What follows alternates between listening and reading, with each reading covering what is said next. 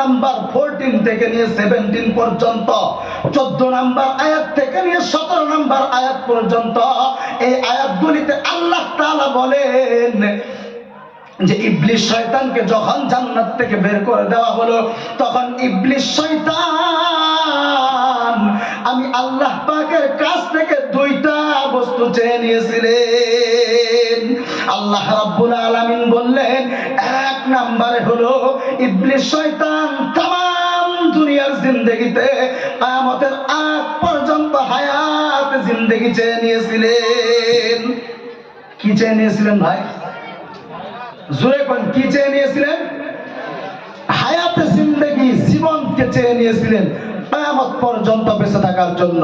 আমার বন্ধুগণ খেয়াল করুন, লক্ষ্য করুন, দ্বিতীয় নম্বরে ইবলিস শয়তান আল্লাহ পাকের কাছ থেকে চেয়ে নিয়েছিলেন আল্লাহর বান্দাদের ও বান্দীদেরকে, দুনিয়ার জমিনের সকল মানুষদেরকে চতুর্দিক দিয়ে ধোঁকায় প্রেরণা করে ইবলিস শয়তানের রাস্তায় আহ্বান করবেন।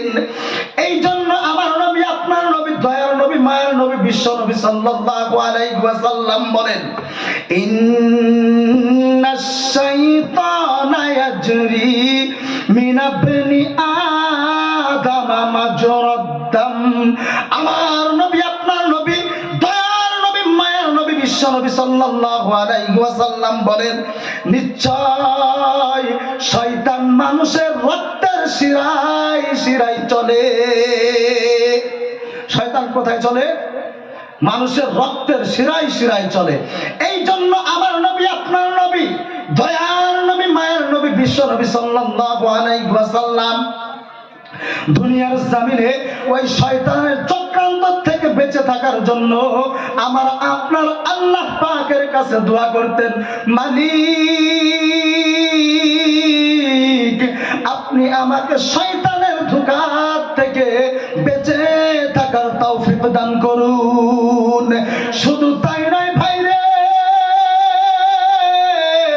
আল্লাহর নবী বিশ্ব নবী সাল্লাল্লাহু আলাইহি ওয়াসাল্লাম আমাকে এবং আপনাকে, উম্মতি মুহাম্মাদীকে শয়তানের ধোঁকা থেকে বেঁচে থাকার জন্য আল্লাহ পাকের কাছে দোয়া করতে বলেছেন। আমার বন্ধুগণ খেয়াল করুন, লক্ষ্য করুন, এই জন্য একজন সচেতন ইমানদারের কর্তব্য হলো ওই শয়তানের ধোঁকা থেকে বেঁচে থাকা। কেননা নবীজিও শয়তানের কাছে দোয়া করতেন, আর আমাকে আপনাকেও দোয়া করতে বলেছেন। এই জন্য আমার আপনার কাজ হলো শয়তানের ধোঁকা থেকে বেঁচে থাকা এবং আল্লাহ পাকের কাছে দোয়া করা। আমরা করি কি দোয়া? একদিনও করছি জিন্দেগিতে? একদিনও করছি কি? কথা কন না কাগো, হায় রে মোর জানা, কথা কবেন না আপনারা? একদিনও দোয়া করছে কি? যদি